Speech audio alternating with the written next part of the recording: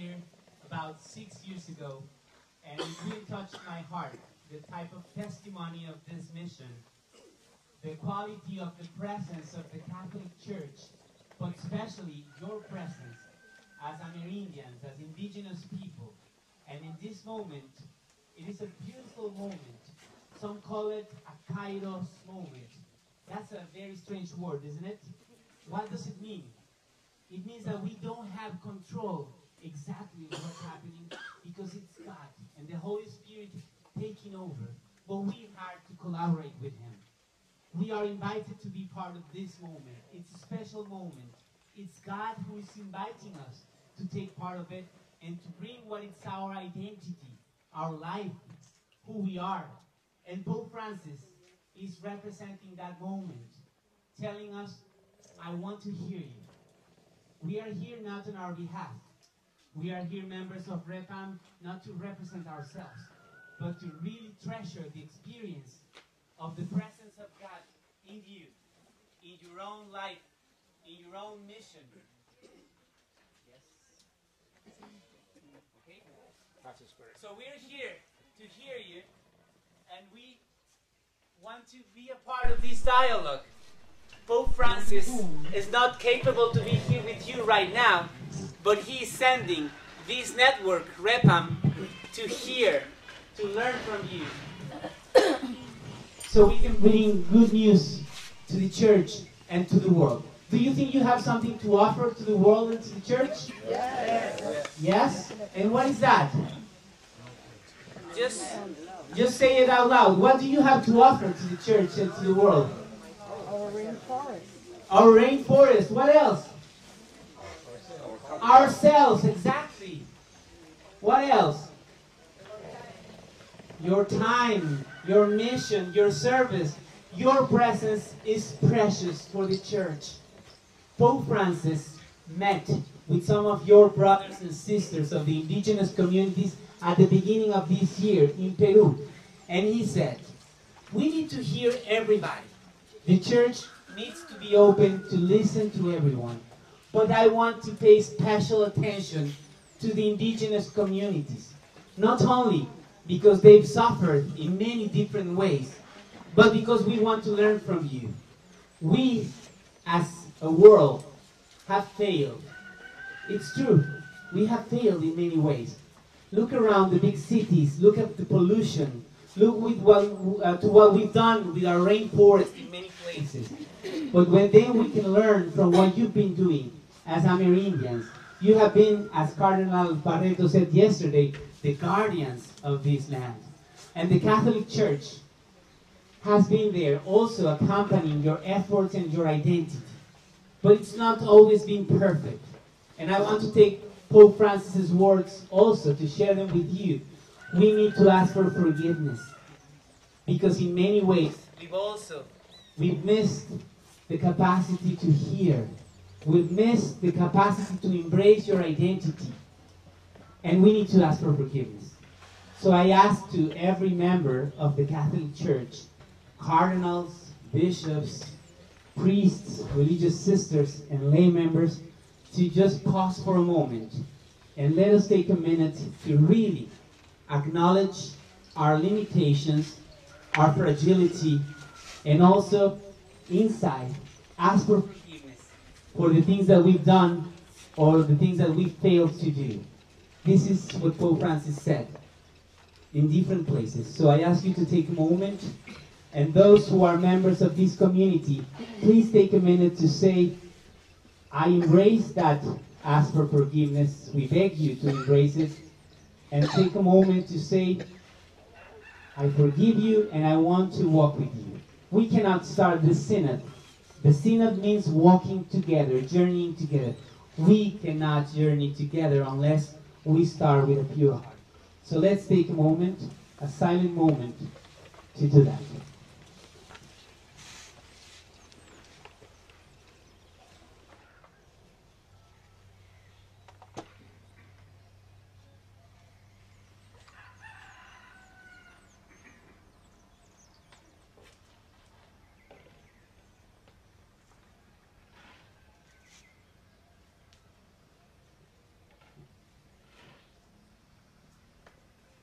Holy Spirit is with us.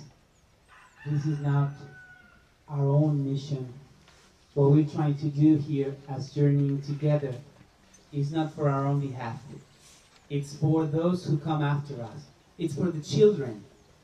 There is no ideological position, left or right, rich or poor. It is about the future. Do you know who this person is that I have here in this book?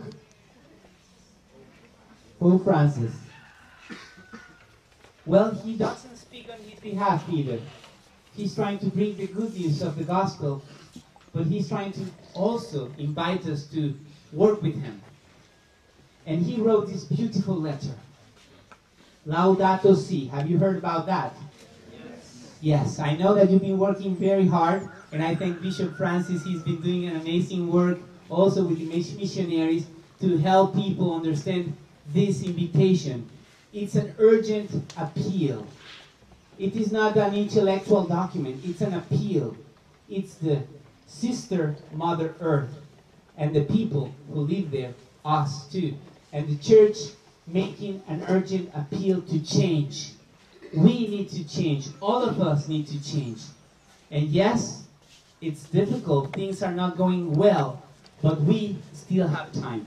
So I'm going to read a paragraph of that encyclical so we can also be more connected and understand why we are trying to journey together. The urgent challenge to protect our common home includes a concern to bring the whole human family together. To bring the whole human family together. To seek a sustainable and integral development, for we know that things can change. We know things can change. The Creator does not abandon us. He never forsakes His loving plan or repents of having created us. Humanity still has the ability to work together in building our common home. Two very important things He's telling us. We need to work together. Here you are, coming from different regions in Guyana, from different also peoples, also the people coming from the coast, from the littoral region, trying to come together, not only to speak beautiful things, but to try to understand what is at stake.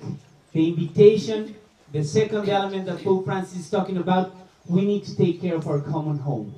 We are connected. So this is what we're trying to do. The Synod, this journeying together, is not only to create a great document, but to understand what's actually happening here. And this is the first time, too, that this network, REPAM, that you have in your t-shirts, is sent together with your bishops. The bishops are the ones who will be representing the reality in every place in the Amazon. And also REPAM, our network, is here to listen to you, to bring your voices there. We are not just going to hear what you have to say and keep it here. We have the responsibility to bring it to Pope Francis. And your bishops are here, of course, always as your pastors, but also to hear you. Now, we talk about the Amazon, and we feel that we assume that everybody knows what that is. Do you know how many countries are part of this big territory that we call the Amazon? No. Who knows? No. You've been working, oh yes, well, you've been doing a lot of work, and some days ago you were studying and preparing, yes. Can you tell me the names? Just speak them out loud. Guyana. Guyana, the first one. And who are the neighbors also present here? Who else? Brazil. Suriname. And then? Brazil. And then we have, where's Monsignor Lafont? Monsignor Lafont, where is he?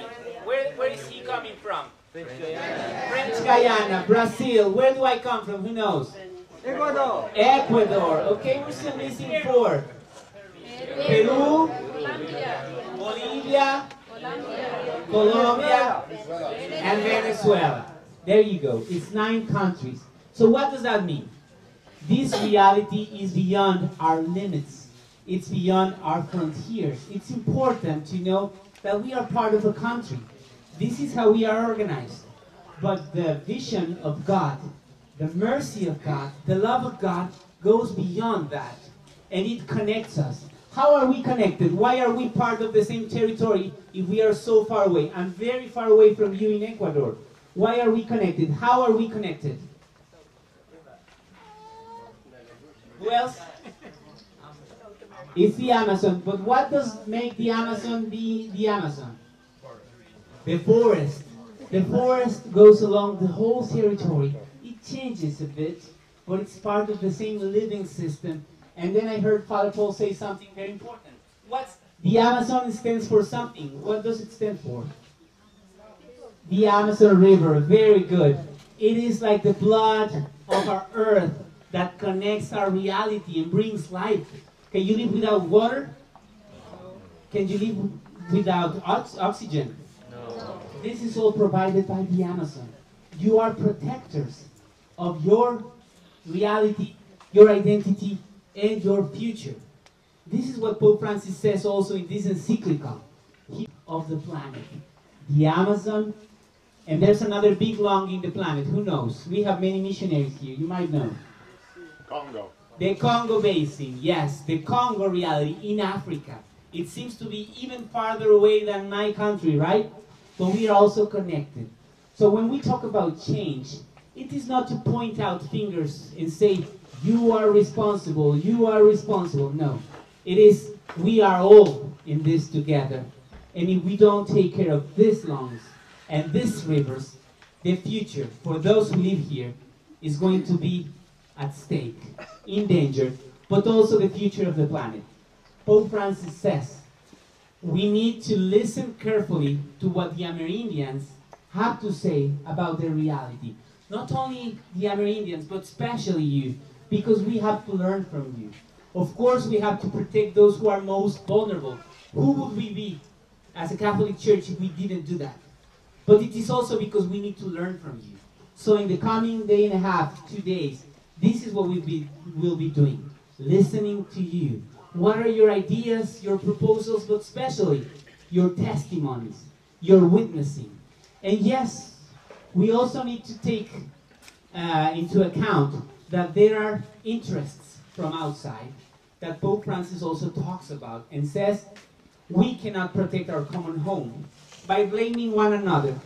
But we cannot also avoid to say there are some people sometimes coming from outside with some interest and not paying attention to the impact of what's happening here. So we need to be able to tell people there is something beautiful and it's the future of the planet, and we need to make a connection responsibly with progress. We want people to develop. This is what Pope Francis says. There should be integral development. But what does that mean? And the reality of the world today is that we live in a world very unequal. The numbers are very, very scary. And again, it's not about pointing fingers, but the reality today is that we have 800 million people in the world living with hunger. Don't we have enough food to share with everyone? Yes. We do.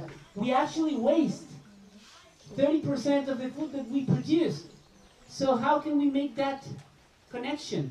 800 million people starving and then wasting 30% of the food that we produce. Something's wrong. It's an ethical problem. And this is what the church and you also are called to do. Let's reflect on that. It's not that we don't have enough resources of elements. It's just that we don't have the will to make it change and bring possibilities to those who do not have them. Same thing with water. I was in Manaus with the itinerant team, and they've been a source of inspiration for REPAM in so many ways. And we were 200 meters away from the big river, the Black River, the Rio Negro. And then it becomes the Amazon, the biggest river in the world, 200 meters away. And I saw the children play in the most polluted water that I've ever seen. You could see some bubbles come out from the river, from the organic residuals down there. And they were drinking water there, playing there, eating the fish from there. Of course, they were getting sick. And of course, many of them were actually dying. So Do you think it's that because we didn't have a chance to bring water for them? 200 meters away, the water was there. The biggest river in the world. It's just that we have not paid attention to the cries of the reality. And of course, it's good that we have some activities which make life better, but we need to pay attention to the poor. This is what Jesus did. This is what Jesus called us to do. And Pope Francis is insisting that if we are going to have development programs, which are good and can be good, we need to listen to the people in the territory first. They have to be the most privileged and the first ones to be listened, to hear what they think about, to make them part of the process. And also we have international regulations which our countries need to fulfill, as to respect the dialogue with the communities, the consultation, so we can find a way to move forward together. Other numbers that are very, very, very sad. We have 1% of the population concentrating today 99% of all of the riches of the planet. This can't. It's not about we need to extract more and more and more so we can have a future. It is that we need to find a better balance. Again, we don't want to point fingers, but we need to understand that inequality will make life in this planet impossible. And that we will continue to have discardable people. The culture of waste, or discarding culture as Pope Francis calls it, is really producing more and more inequality and exclusion. So I want you to think about that, but then we need to think about the hope that you bring. And the church, we've asked for forgiveness, and it's important to do that. But do you think the church has been with you, accompanying you in your journey, or not? Has the Catholic Church been there for you? I can hear you. I suppose not too close. Yes? Yes. You have names of people, missionaries, religious people, bishops who've been here with you, accompanying you, crying with you, smiling with joy with you.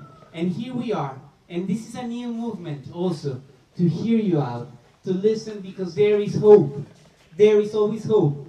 The one who trusts the Lord can always find hope, but also contribute. We have to put ourselves out there to contribute to this change. And I think this is what the Synod is all about. We will hear from Cardinal Barreto in a minute about what the Synod is, how it is functioning. But this is not an assembly out there in Lethem. This is actually the Synod happening.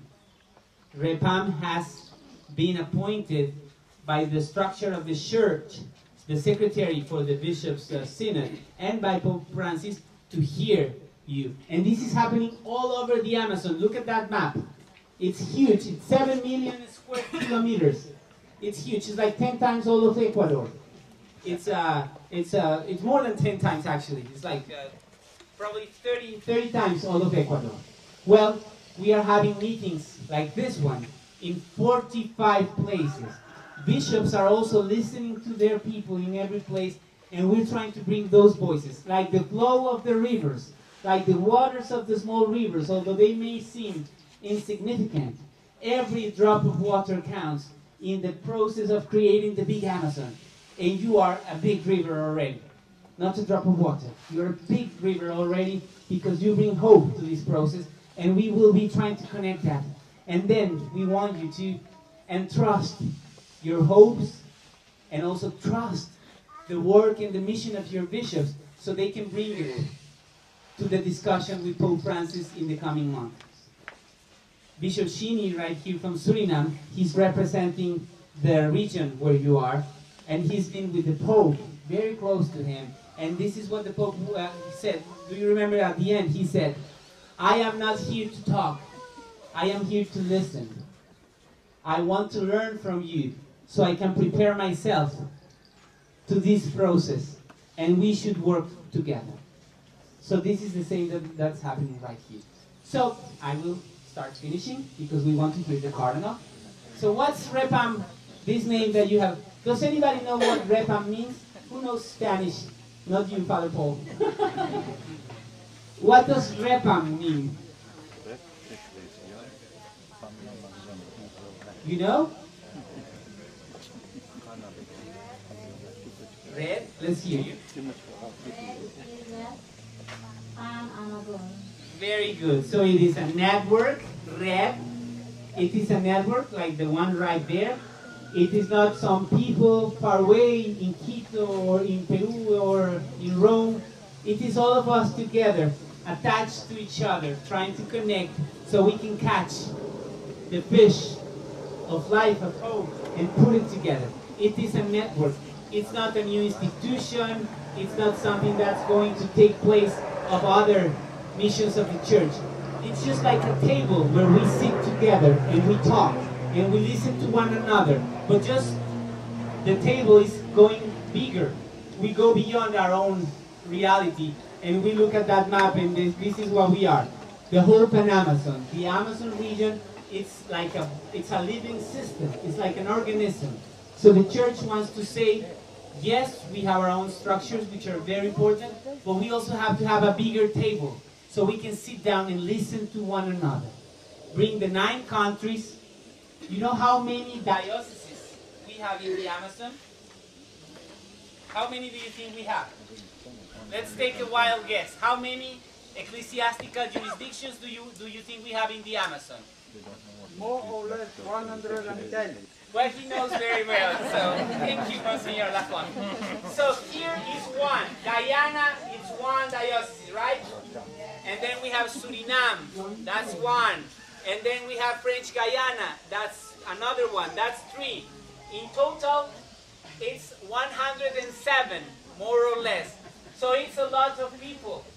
3 million indigenous communities living there.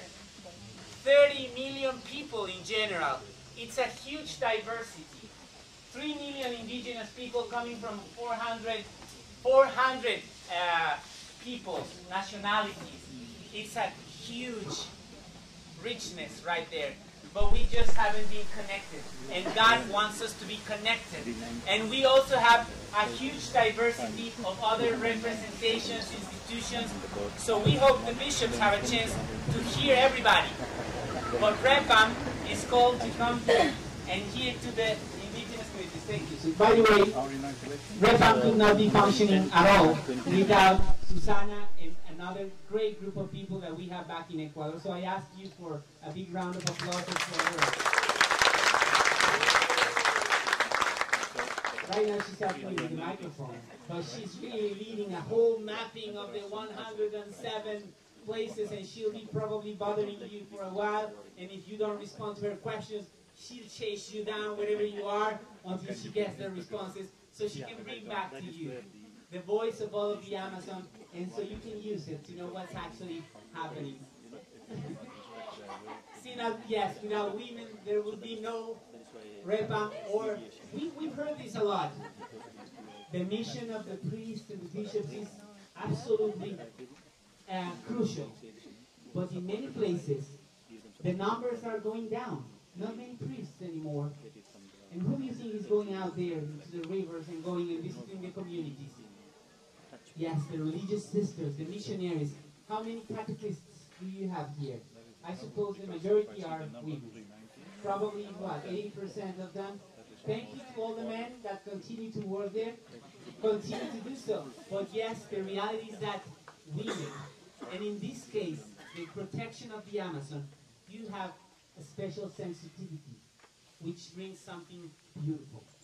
So it's important to acknowledge the richness of our Catholic Church, but at the same time, what are the presences that are there and that are crucial for the future? So REPAM is trying to connect all of those realities, try to help, learn, accompany, exchange experiences, and I will finish with this.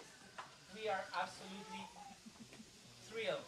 It's a really, really amazing opportunity to be here. For the first time as REPAM, we've had a chance to have our Cardinal here, Cardinal Barreto. We've also had Cardinal Humes to come here 3 years ago. I don't think many places in the Amazon have had the visit of 2 cardinals in 3 years' time to be present. And you have been, why?